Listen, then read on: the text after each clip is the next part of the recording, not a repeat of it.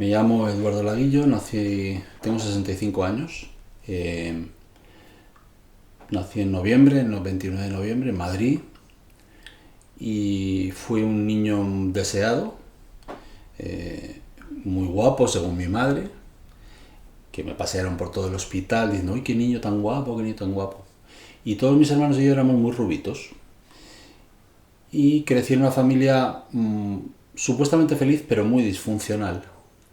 Y como muchas familias que tienen problemas, los padres, ¿no? Los progenitores, que se peleaban mucho y tal. Yo era un niño bastante tímido y quizá ahora le llamarían autista. Me gustaba jugar solo y aprendí alemán de muy pequeño porque mi padre nos puso una au pair, una señorita que estaba con nosotros, una chica joven que hablaba alemán y no hablaba español. Y a mí me hablaba en alemán. Y a mis hermanos mayores. Éramos tres.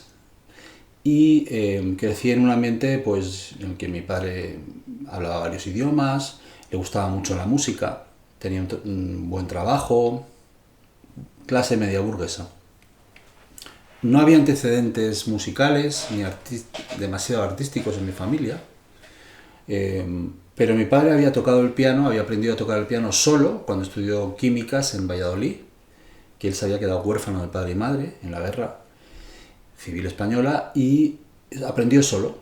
O sea que era un tipo dotado y con oído, y por su trabajo, que viajaba mucho, traía muchos discos de afuera, de Estados Unidos, de Europa, que no estaban editados en España, de jazz, de clásico, de grandes directores, también de los Beatles, en fin, eso ya cuando ya fui más mayor, ¿no?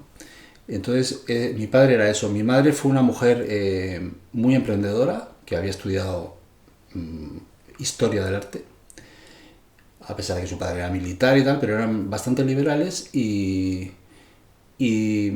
pronto se puso a trabajar, a pesar de que era de clase media y tenía que ser ama de casa supuestamente, pero ella decidió, cuando yo debía tener 7 años, ponerse a trabajar y creó y se hizo presentadora de Tupperware, aquellos famosos Tuppers, que le llaman Tuppers, de Tupperware, que era una empresa americana, se hizo distribuidora nacional. Yo recuerdo que hubo Tupperwares por mi casa durante muchísimos años, aún tengo Tupperwares de mi madre. Y es una mujer que creció en el negocio, tuvo un gran pleito con los americanos, se enfrentó a los americanos que querían dar más tomar con los contratos y sacó mucho, ganó el pleito, ganó dinero y sacó un dinero y montó una escuela de idiomas que luego se la cedió a mi hermana menor, una que nació luego. Ese era el perfil de familia. Entonces había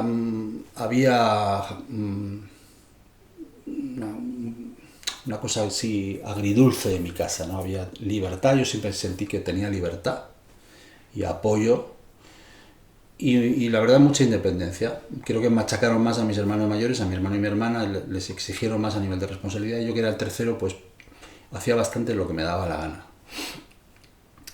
Cosa que influyó mucho cuando ya éramos 5 hermanos y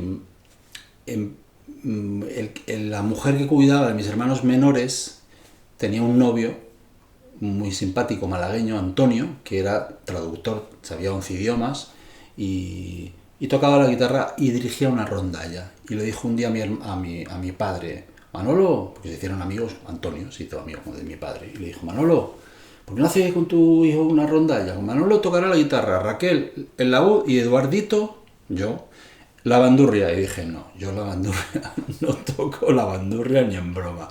Yo quiero tocar la guitarra. Y con 9 años me compraron una Ramírez pequeñita, que la tuve muchísimos años, que sonaba súper bien. Y curiosamente, Antonio, que sabía solfeo, tocaba bien la guitarra, tocaba tárrega, tocaba albéniz, le enseñó a mi hermano mayor. Y a mí no me enseñó, nunca me dio clases. Y cuento esto porque es muy significativo, porque yo aprendí solo. Desde los 9 hasta los 15, yo miraba, pillaba alguna postura que hacía mi hermano, y aprendí con los discos de vinilo que había en esa época, porque por eso he dado mi edad, porque en mi época no había tutoriales, no había ni CDs, obviamente, entonces tenías que rayar los discos de vinilo y repetir, rayar y rayar hasta sacar un acorde y dos acordes y un arpegio y tal. Y así pasaron los años. Y yo con 15 años pues tocaba muy bien la guitarra, de oído. Y entonces en aquel tiempo mi padre se cambió de trabajo, vivíamos en Madrid y le ofrecieron un trabajo en Barcelona, año 72. Y nos fuimos a Barcelona. Y allí tuve la necesidad de dar un salto ya. Sentía que había un límite en ser autodidacta y le pedí a mi padre que quería estudiar guitarra flamenca y me puso un profesor de guitarra flamenca, Francisco Espinosa de Jerez, y me enseñó flamenco tradicional, bulerías, alegrías, soleá, tientos, pero a la antigua, ¿no? Y a la vez empecé a estudiar solfeo con una profesora de solfeo, piano y guitarra clásica. Y iba muy rápido, muy rápido. Pero no me gustaba nada los métodos que enseñaban, pero yo iba tan rápido y me gustaba tanto la música y mi relación con la música había sido desde el gozo. Nunca había tenido nadie que me controlara, nadie que me pidiera, ¿has estudiado la lección de guitarra? No, no, no. Yo llegaba a mi casa del colegio, hago un flashback de nuevo, vuelvo para atrás, y cogía la guitarra y sacaba muchas canciones de oído y estudiaba. Estaba 3 o 4 horas al día tocando la guitarra, durante 5 o 6 años. Fatal estudiante, tenía mucha memoria visual y todo eran cinco pelados porque yo no estudiaba nada. Mi amor era la guitarra. En mi casa nadie me controlaba, ni si hacía las tareas o no, éramos ya 5 y bastante tenían con que fuéramos al cole. Fui al colegio alemán, no fui a un colegio de curas, que en aquella época mi padre era un tipo liberal que quería que tuviéramos una enseñanza no religiosa, sino laica la verdad es que me sirvió luego el alemán para irme a estudiar composición a Viena, a la Escuela Superior de Música de Viena. Yo hablaba muy bien alemán, además que esta institutriz me hablaba en alemán, es decir, que yo el alemán lo aprendí como aprendí el castellano, bilingüe. Y entonces vuelvo a Barcelona, a los años de Barcelona en los que yo estaba estudiando, pero me gustaban los Beatles, me gustaba Genesis, el primer Genesis de Peter Gabriel, me gustaba pues James Taylor, Paul Simon, pues muchísimos grupos, muchísima música de los 60 y de los 70. Y en aquellos años, en los 70, en Barcelona había cantidad de conciertos que era un promotor que se llamaba Gay and Company, traía a todo el mundo. Y tuve la oportunidad de con 16 años ver a los King Crimson, la segunda jornada de King Crimson, no la tercera, con John Wetton, Bill Bruford, David Cross a la viola y al violín, con su Mellotron Robert Fripp y con su Gibson negra, ¿no? Y yo con 16 años tenía muchísima cultura musical por parte de mi padre y en mi casa, y que yo me embebía ahí en todos los conciertos y comprábamos discos de vinilo y tal. Y yo estudiaba mucho, pero empecé a componer. Empecé a componer a los 14, ya en Madrid, y ya en Barcelona empecé a componer ahí con la guitarra, canciones, cosas. Empecé a tocar el piano a los 17 y ya el piano fue para mí fundamental porque de repente yo vi ahí un mundo de armonías, de posibilidades increíble. Iba muy rápido. Empecé con la guitarra eléctrica, hice un grupo de rock sinfónico con músicos de allí. Barcelona era una ciudad súper liberal en aquel tiempo, de mucha luz. En los años 70 Franco todavía vivía, es decir, que había todavía oscuridad, y cuando volvía en Navidades a Madrid yo ya no quería volver. Con 15, 16 años yo me quería quedar en Barcelona, ya había luz, era una Barcelona sucia, porteña, nada que ver con la de diseño que es ahora. Era una ciudad viva, llena de cantidad de cosas que yo me metí en esa ciudad y conocía cantidad de ambientes y estuve feliz muchísimos años. Me fui muy joven, a los 18 años, de casa de mis padres, y me busqué la vida rápidamente con clases y tocando profesionalmente con la gente que estaba allí de la onda layetana, que se llama Jaume Sisa, Gato Pérez. Toda esa gente estuve tocando con ellos, la guitarra y el piano. Yo era un chavalito de 18, 19 que ya me ganaba un buen dinero haciendo bolos, haciendo giras, y a los 20 empecé a producir me metí a estudiar jazz, mientras tanto me examinaba en el conservatorio, o sea, todo a la vez, ¿no? Bum, bum, bum. Me fui a vivir con una novia juntos a los 20, o sea, muy precoz, ¿no? Y estudiar en el aula de jazz, el sistema de Berklee, y como antes te contaba, pues ahí empecé, me gradué, el primer graduado fui yo, y empecé a dar clases. Y dando clases me di cuenta que el sistema de Berklee, que tenía cosas muy positivas a nivel funcional, tenía una pata coja desde mi punto de vista, que le faltaba dar un salto no en la abstracción, sino en la manera de enseñar y en la información que daban. Por supuesto, estudiando música clásica desde los 15 a los 20, también me costó mucho encontrar buenos profesores particulares porque yo me examinaba libre de armonía, de formas, de piano, de guitarra. No acabé la carrera, por poquito, pero no quise acabarla porque pensé, yo no quiero ¿para qué quiero una carrera? ¿Para dar clases en un conservatorio? Yo no quería dar clases en un conservatorio porque, aunque hay buenos profes en los conservatorios,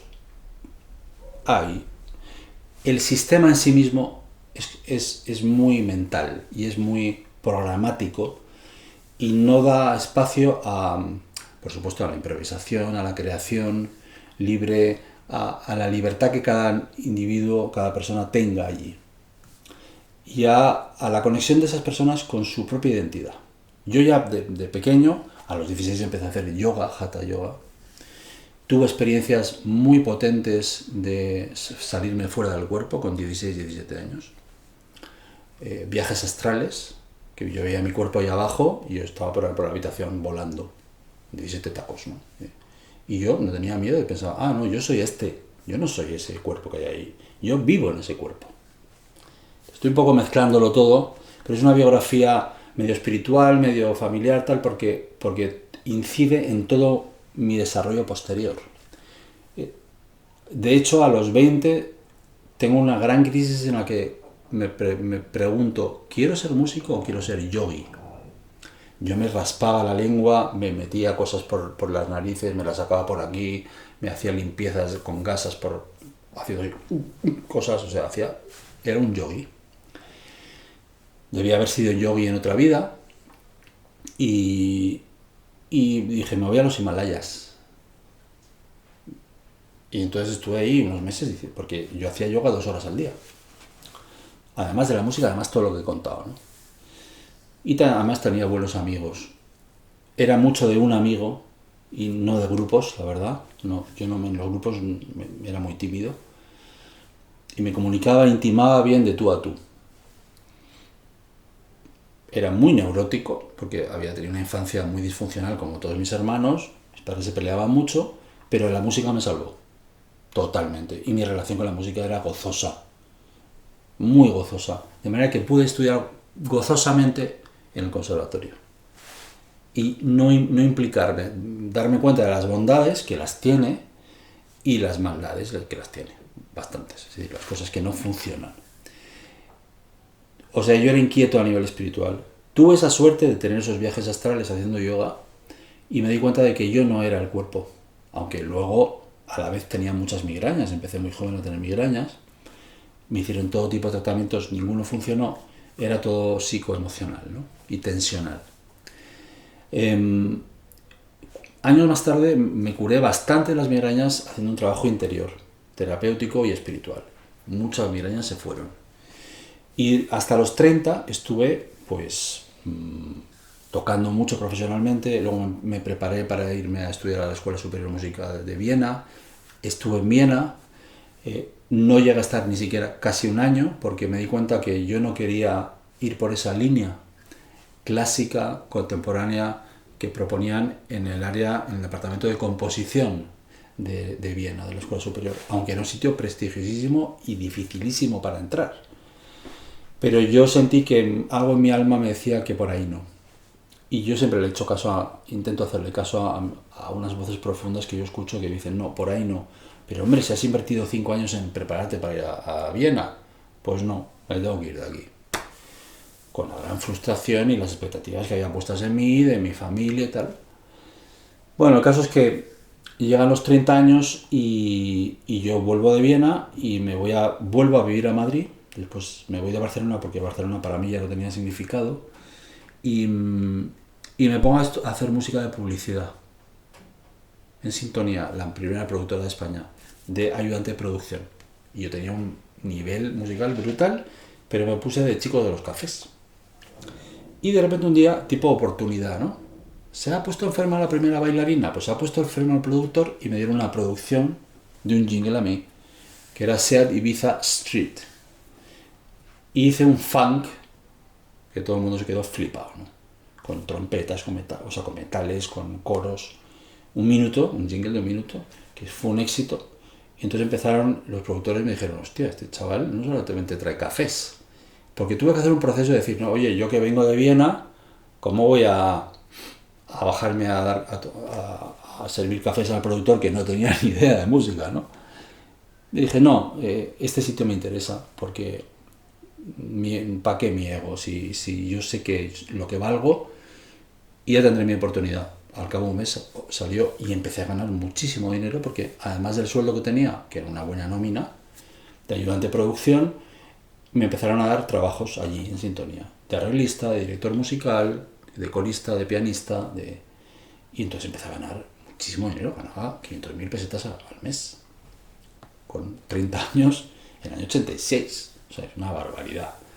Ahorré y como llegó un momento que el productor jefe tuvo celos de mí y me hizo la vida imposible y me apartó y me dejó 5 meses sin trabajar. Y yo le dije al jefe de la empresa que me iba, que yo trabajaba o que me iba, con 31 años, ¿no? No, quédate, que tengo planes para ti, que vamos a hacer un segundo estudio, un tercer estudio. Lo hicieron. Y dije, no. Y entonces la competencia me llamó y me empezó a pagar 300.000 pesetas por no trabajar, por tenerme en exclusiva. Yo estaba en mi casa así y me llamaban, Eduardo, hoy hay un jingle, vente para acá. Y mientras no llegara a 30.000, si pasaba de 300.000, me empezaban a pagar más. Estuve un año en exclusiva cobrando 300.000 pesetas al mes. Ahorré un poco y a los 32 tuve una crisis interior brutal. Ya ni la música ni nada me servía y me fui a la India. Y ahí me fui a la India a buscar a Dios, a buscar algo trascendente, que aquí yo no lo encontraba. Ni el yoga, ni la música, ni componer. Yo ya había ganado dinero, me había demostrado que tenía valía, pues dije, ahora me falta encontrarme. Y con una neurosis brutal y muchísimo sufrimiento, porque yo vivía inmerso en mi ego. Me fui a la India y ahí encontré a mi maestro espiritual. Y ahí fue mi salvación, porque me dio unas pautas y un amor que yo nunca había recibido. Un amor paterno, curiosamente, que yo dije, yo nunca he tenido este amor en mi casa. Y unas pautas que a mí me gustaron mucho, que yo vi, no por él, sino por la gente que le rodeaba, cómo trabajaban, el servicio que hacían, y me gustó mucho. No él tanto como la gente que estaba a su alrededor. Fíjate. Y entonces me gustó, volví a España al cabo de 3 meses de estar por India, siguiendo a este maestro, y volví muchas veces durante varios años al ashram, al sur de India. Y allí conecté con el profesor, porque este hombre tenía institutos y colegios y universidades, y había profesores de música, y la música hindú es increíble. Y entonces había un profesor de música que me empezó a enseñar música hindú gratis. Yo le pedí, por favor, Srivastava, ¿me puede enseñar? Y me dijo, sí, vente esta tarde. Y cada vez que iba a India estaba un mes estudiando música con él gratis, todos los días. Y llegaba a su casa, me daba un chai y me empezaba a enseñar notación hindú, bhajans, todo. Y estuve así varios años. Y paralelamente yo trabajaba siendo músico profesional. Dejé la publicidad y empecé a componer más seriamente. Y ahí fue cuando empecé a hacer mi primer disco. Hice una compañía discográfica, se llamaba Taxi Records, con unos socios. Y así, ¿no? Entonces ya el resto del currículum está en la web. Pero lo significativo es hasta aquí. ¿Por qué? porque luego es vida profesional, y entonces en ese momento yo empiezo a sentirme dividido, y aunque estuve 10-15 años en esa división interior, trabajé profesionalmente mucho, y iba derivando mi carrera hacia la música espiritual, hacia el conocimiento trascendente de la música y el significado, ¿para qué es la música?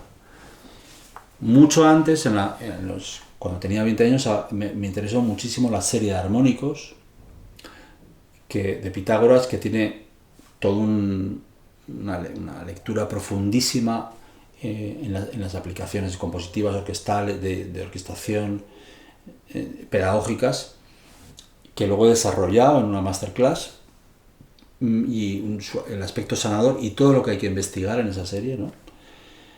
Eso estuvo por ahí, pero me interesaba mucho y que tiene que ver con la serie, el aspecto de la música hindú, que es trabajar un sonido profundamente, uno o dos, y sumergirte en ese sonido. Y en ese proceso de sumergirte yo me di cuenta que los datos, que tocar una fuga de Bach, o tienes una técnica brutal, o te pierdes en los datos, te pierdes en las notas.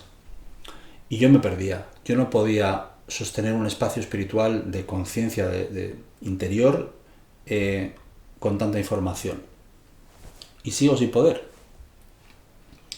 Y entonces elegí un camino más sencillo para mí, que no era tan técnico, y elegir componer una música y tocar en directo una música que fuera técnicamente fácil para mí y que me diera un espacio en el cual yo pudiera crear sobre la marcha.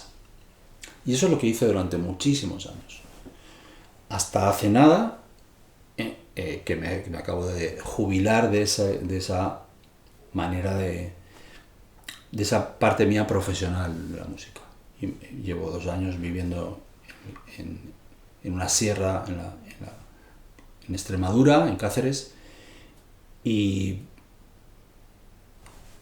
me sigue interesando el sonido y la sanación, me sigue interesando la vinculación que hay del ser, o sea, cómo realmente para que el ser, o sea, la parte esencial que tenemos dentro, se haga cargo de nosotros y se exprese, un instrumento importantísimo es la música y el sonido, pero planteados como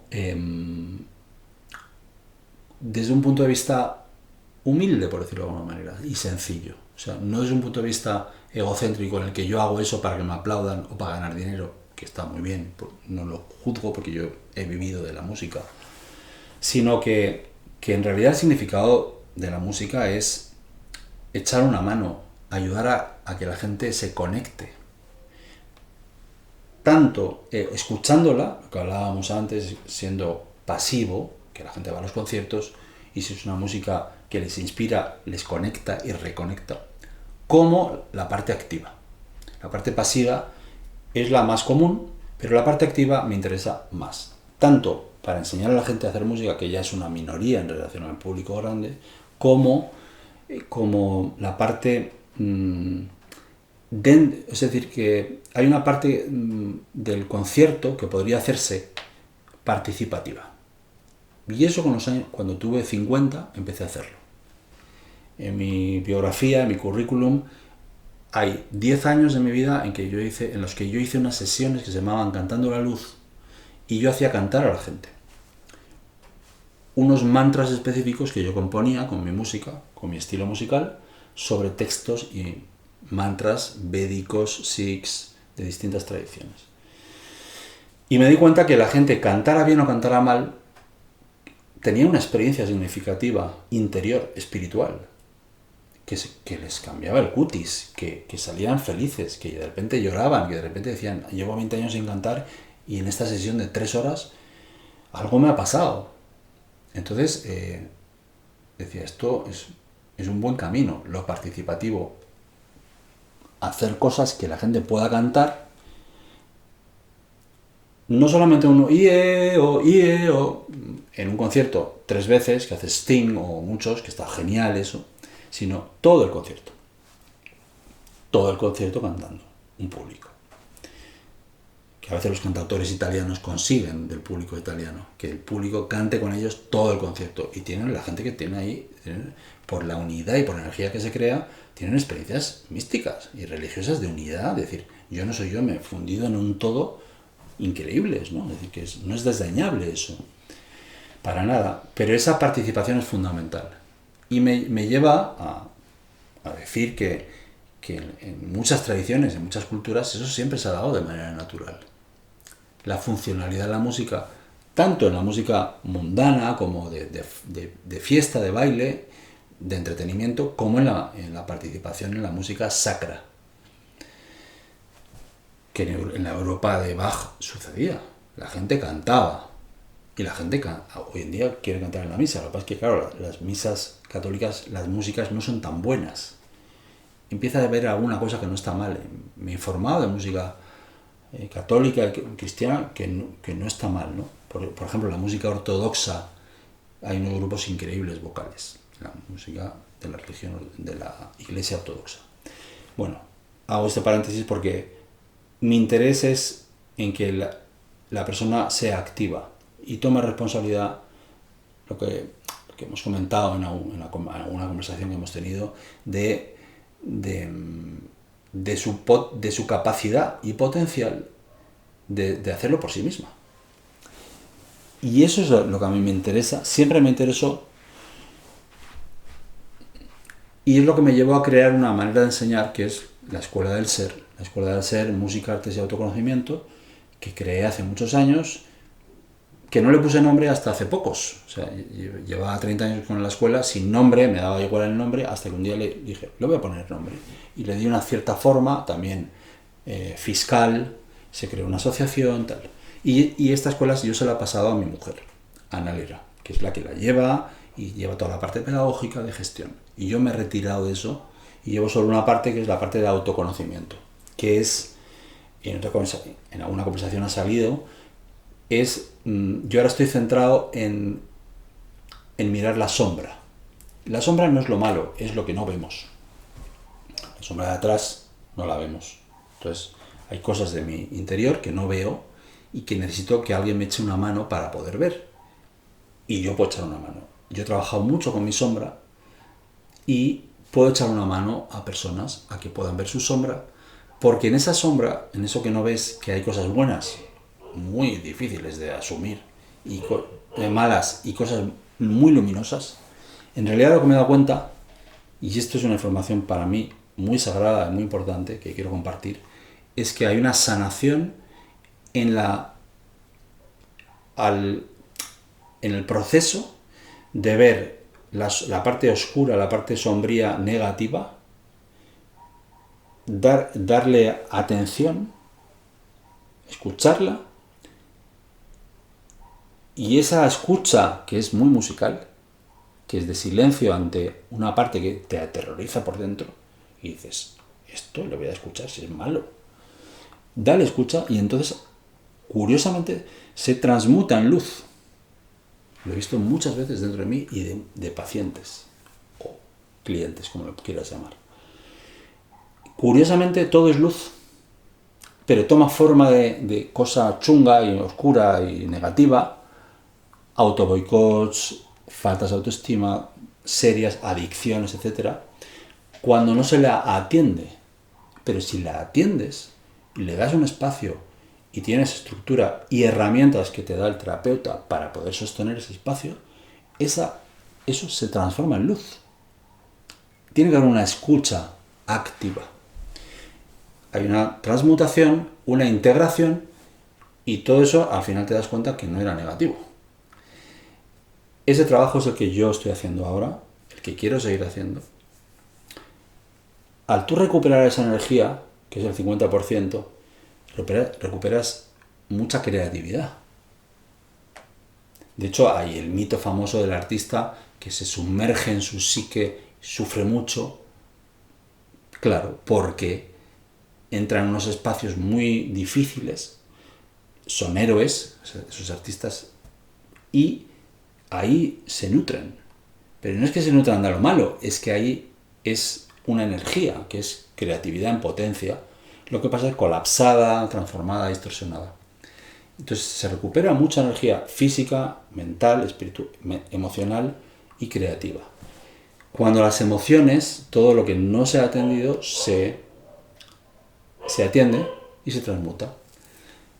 Estoy ahora intentando entrar en un espacio en donde ¿qué hace el sonido y la música con toda esta parte que estoy contando en mi vida? Y creo que aquí se acaba mi currículum y lo que quiero hacer. Una de las cosas que descubrí, no a través de mi maestro hindú, sino con otro maestro que aprendí una técnica tibetana de contemplación, es que al igual que hay que entrar en la sombra, en lo que uno no quiere ver, para de ahí extraer una luz,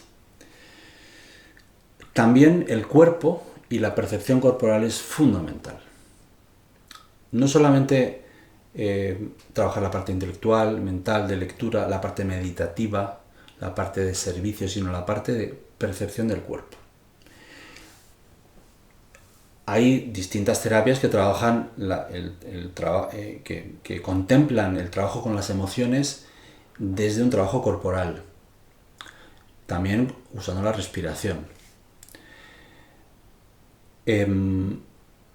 Cuando yo empiezo cuando a la escuela del ser se empieza a gestar, que no se llamaba la escuela del ser, que fue cuando conocí a una persona que creó un proyecto que se llamaba Vox Mundi, una mujer argentina que se llama Silvia Nakash, en el año 90, conozco fortuitamente a esta mujer y me propone darle continuidad a un grupo de trabajo de 20 personas que estaba trabajando ella la voz, pero la voz creativa, la voz libre.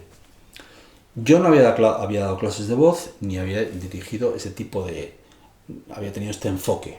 Yo estaba estudiando música india, música clásica, era profesional, y me lo propone y le dije que sí, me tiré al vacío, ¡plam!, y no tenía ni idea. Y entonces entré en pánico diciendo, ¿cómo hago esto? Saqué todos mis recursos que tenía y me organicé ese curso que asumí, de todo un año. Cuando acabó el curso me di cuenta que yo servía para eso, que me gustaba mucho y que la vida me había dado un regalo y yo atrevidamente me había lanzado ahí y justamente porque fui osado me encontré con una sorpresa, que era que yo servía para eso y que echaba una mano a la gente a través de usar la voz propia en un contexto grupal para la sanación. Y eso lo fui desarrollando desde el año 90 hasta el año 2020, 21, 31 años. Y como no vivía de eso, yo vivía de ser músico profesional, pude explorar, experimentar y no montarme un chiringuito. Es decir, pude ser honesto y ir poco a poco, muy poco a poco, a lo que daba realmente mi preparación en ese punto. Y fui trabajando y explorando, inventándome muchos ejercicios, y me encontraba con personas que no sabían cantar, que desafinaban muchísimo, algunas no, que tenían serios problemas de timidez, de vergüenza, de falta de autoestima con su voz. Hay mucha gente así en España. Y yo me especialicé en los desterrados. La gente que no podía entrar en ningún coro, ni amateur, ni nada, que nadie les quería, que les decían, no cantes, por favor, que cantas fatal. Yo los iba acogiendo, tipo hospicio, ¿sabes? Hospicio vocal.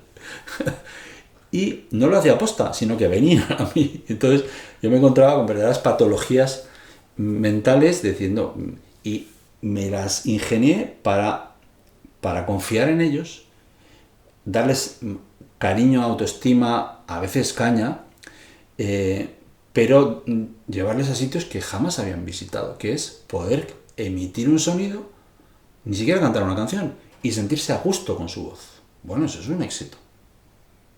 Porque alguien que canta bien no lo aprecia, pero alguien que no canta y que está acomplejada con su voz, es un éxito poder emitir un sonido en grupo, que nadie te juzgue. El elemento del no juicio era importantísimo. Y menos por mí, porque yo había tenido una relación gozosa con la música, ni profesores.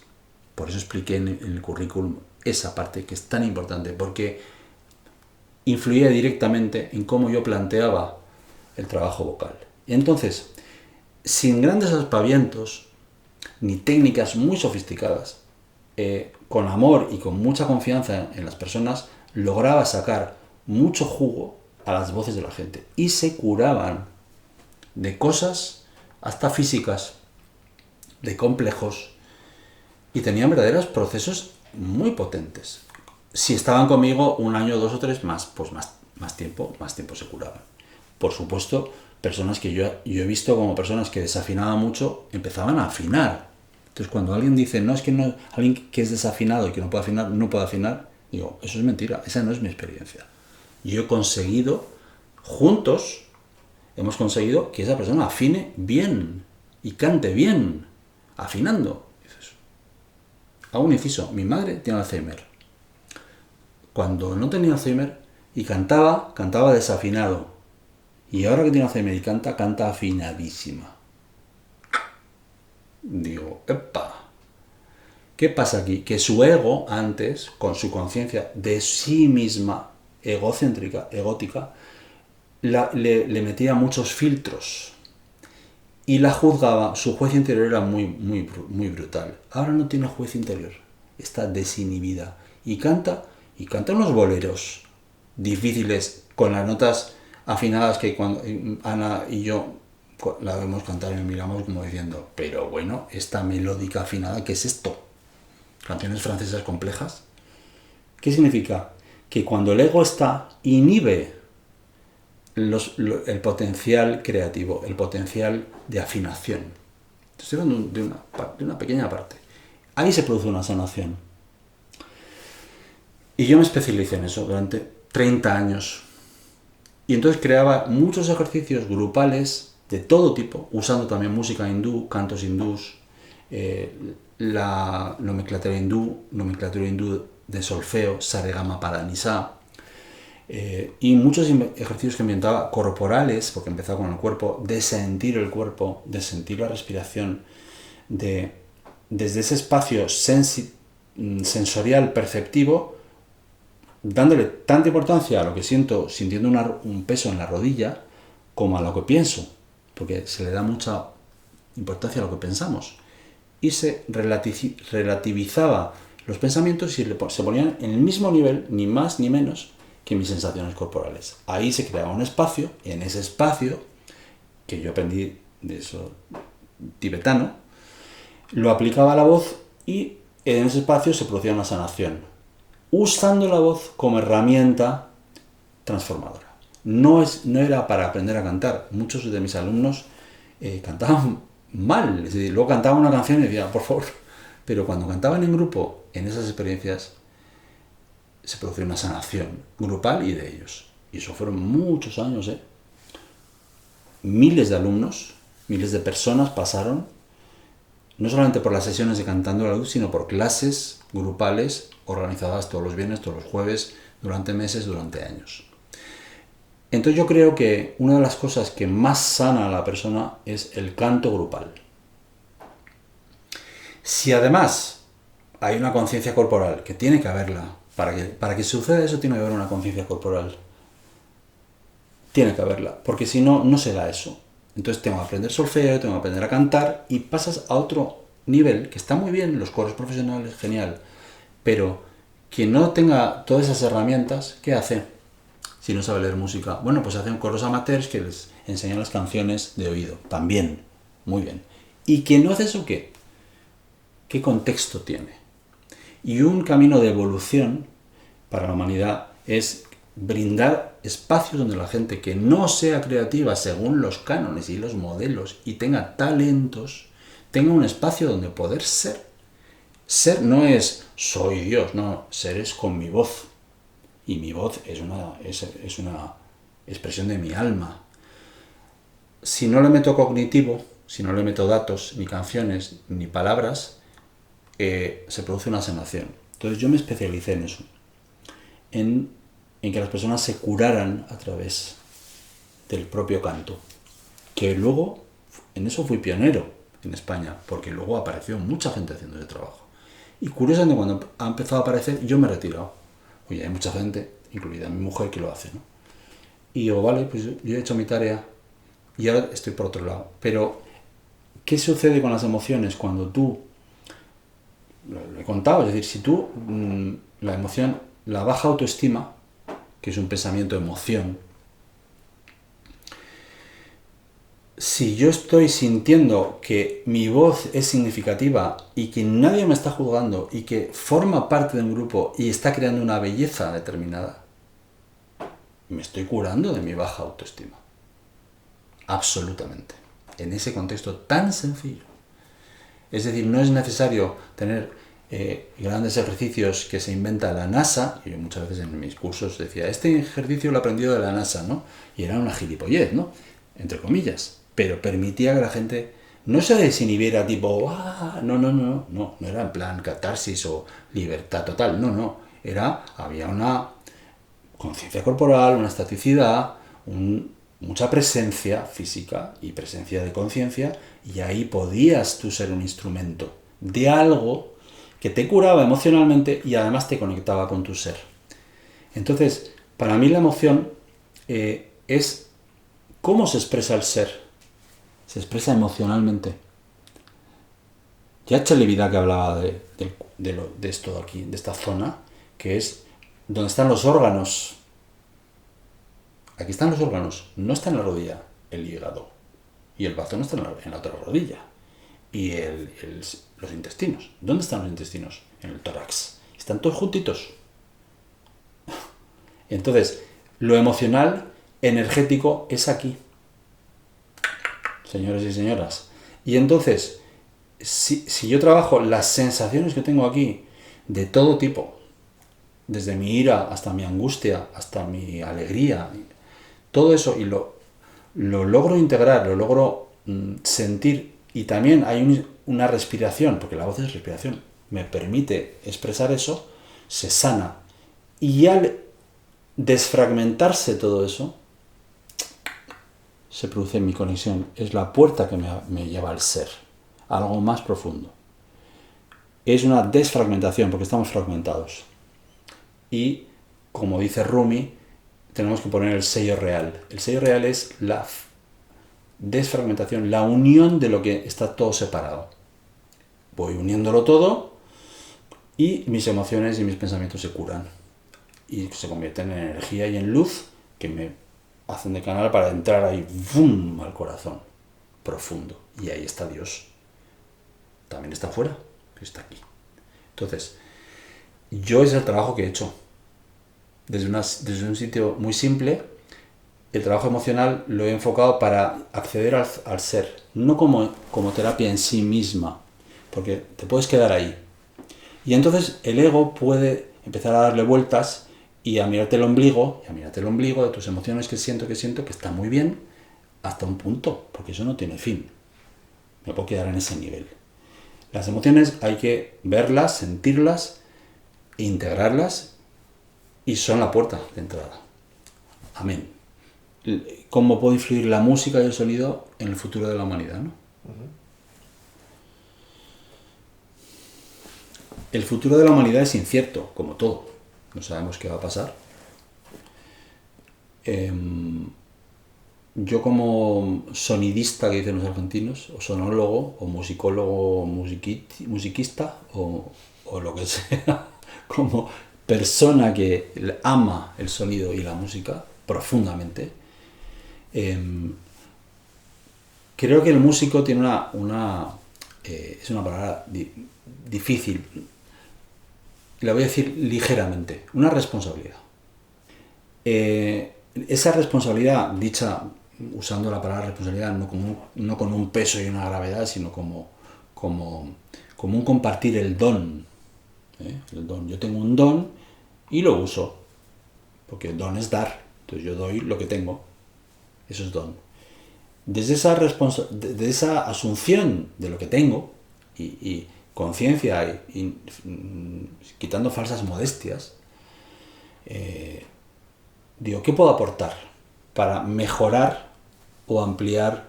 sí, no ampliarlo, para mejorar y para que este mundo sea mejor o que la humanidad sea más consciente. Me debato entre un polo negativo y un polo positivo, es decir, muchas veces estoy negativo y no tengo ninguna esperanza, refunfuño y me quejo y critico y soy un plasta, hablando de la humanidad, ¿no? Incluido a mí mismo, ¿no? Y otras veces no, otras veces creo, porque lo he visto, que la humanidad, y lo sé, tiene al ser dentro y a Dios, es decir, lo divino, la luz, y tiene un potencial increíble.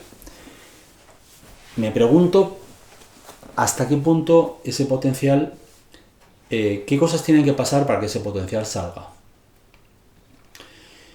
Y hay una parte de mí me dice que tiene que haber procesos catárticos, procesos de transformación.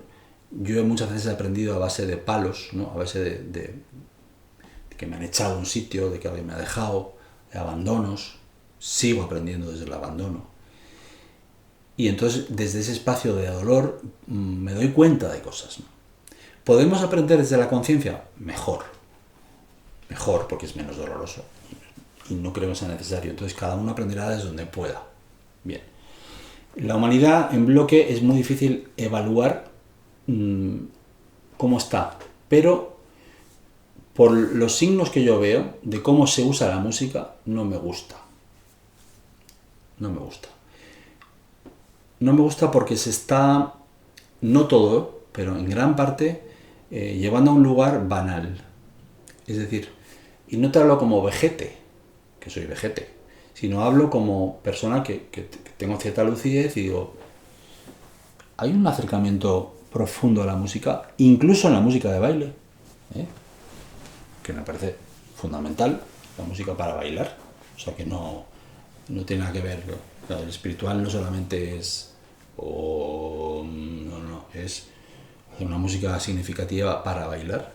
Creo que una manera de contrarrestar eso sería volver a la música en vivo y en pequeñas dosis, no grandes conciertos, sino volver al pueblo, a la cercanía, a 2 músicos o 3 que tocan para 50 personas, para 30, en contextos de baile, en contextos sagrados, en contextos de lo que sea. La cercanía, lo acústico sin sonorizar, directamente a pelo. Ni MP3, ni MP4, ni MP5, ni MP6. O sea, tocar ahí a pelo. ¿Que hay que sonorizar porque son 200? Pues se pone un pequeño equipo. Pero el contacto de la gente con la música, con el músico. Y que el músico ahí pueda ser como era hasta hace nada. Hasta hace nada era así, hasta hace 100 años o menos. Entonces, la música en directo y en formatos pequeños, que la música de cámara en el Renacimiento, en el Barroco, es decir, las grandes masas de público no existían. Somos 8.000 millones. Entonces se justifica un festival de 100.000 personas. Bueno, puede haber un festival de 100.000 personas. O 3 o 20. Pero es que en lo otro hay muy poco. Entonces hay un desequilibrio. Que tiene que haber un festival donde hay todo un proceso ahí y tal, genial. Pero solo eso no. Eso es lo que yo estoy diciendo. Entonces, porque siempre va a haber de todo. Y tiene que haberlo. Hay un desequilibrio. Entonces, el músico no puede dejarse arrastrar por esa línea, por ese río que es, vamos para allá. Y si no tengo un vídeo grabado, no puedo tener actuaciones. Tengo que pasar por las redes. Bueno, las redes están geniales, pero también hay otras cosas que están geniales, ¿sabes? No solo las redes. No es que ya tiene que ser todo por las redes. Pues no sé, hay más cosas en la vida. Hay la posibilidad de que surja un momento en que hay una persona haciendo una meditación y tú toques algo para él. Y ahí hay música. Y entonces, el contexto de formato pequeño, de intimidad, me parece fundamental. ¿Cómo podemos hacer el músico? Pues quitarse pájaros de la cabeza, quitarse fantasías, y si tiene un don, o un poquito de don, o sea, un poquito de talento y amor, pues tocar en la calle, pero no para que le den un 4 duros, no. En contacto con la gente que conoce, irse a vivir a sitios pequeños, las grandes ciudades, repartirlas, por supuesto, para que se pueda dar ese tipo de procesos. Entonces, a un nivel más global, ¿se puede hacer una música sanadora? Sí, lo ha hecho mucha gente durante muchos años. Bach es una música sanadora. Hay gente que no le gusta Bach, pero Bach sana. Mozart también. Ahí está la musicoterapia, que tiene su ámbito, que está muy bien. El músico... Creo que la sociedad tiene que ser más activa sonoramente. Creo que podemos acabar esto hablando de los pigmeos. Por ejemplo, los pigmeos es un pueblo, que son pequeños, bajitos, que vivían o viven en una zona de África muy selvática y que todo lo hacen cantando. Salvo cuando cazan, porque si cantan pues no tienen la pieza se huye. Pero las mujeres van a pescar, también traen comida a las mujeres, no solamente los hombres, y se van a pescar al río, y van 50 mujeres con sus redes y van cantando unas canciones increíbles. Trabajan los armónicos, las mujeres pigmeas. Hay unos documentales increíbles sobre los pigmeos y tienen una cultura del canto. Yo creo que esa es la sanación, Héctor. Es la posibilidad de incluir el canto en la vida cotidiana, que antes estaba mucho más. Ya no se oye cantar en los patios de manzana, ni siquiera silbar. Ni siquiera hay una radio ya. Cuando oyes a alguien cantar suele ser un rumano o alguien de afuera que todavía cantan en su país. Entonces, creo que el canto, sin mayor pretensión de sanar, ni de crear un proceso terapéutico, que ya hemos hablado sobre eso, y que también puede estar presente en la sociedad, el canto es lo que nos puede curar. El canto de la gente cotidiano. Esa es mi opinión. Creo que eso es lo que yo realmente, mi corazón me dice. Gracias. Darte las gracias y que esto pueda servir para motivar o inspirar o animar a que la gente pues crea en sí misma. Eso. Creo que esto puede hacer bien.